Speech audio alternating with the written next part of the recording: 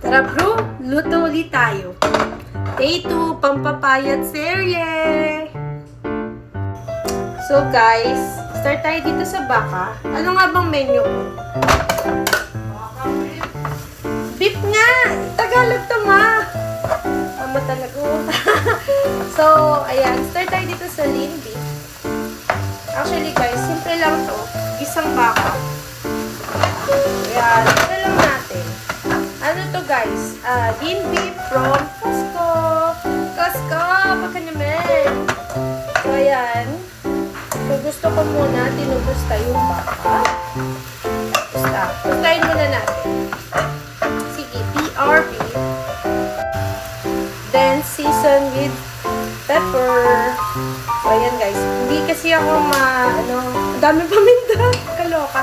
Pero okay lang. Hindi ka sa pepper. So, ayan. Ayan guys. Hindi na ako naglalagay ng asin. Paminta lang. Kasi isi-season natin siya later with our toyo, oyster sauce, and other ingredients. So, basta later na yun. So, yan. Isa lang. Hanggang mag-tostado. Ayan guys. Pag brown na, lalagay ko na yung kamatis. Tsaka yung sibuyas. So, ayan. Ganyan lang po. Walang mantika. Daming makulit sa vlog. Ayan. So, lagay ko na. Kanina naiwa ko na. O, yan po yung papa ko. Pa! Mag-hi ka sa vlog. Ayan. Ayan, kakainin mo banana split. Banana split ni Papa. So, ayan guys. Ayan si Mama. Mama, ikaw ulit sa vlog. Galing po siya sa Jollibee. Nag-work po. Kaya po kami nanaba dahil free po yung Jollibee.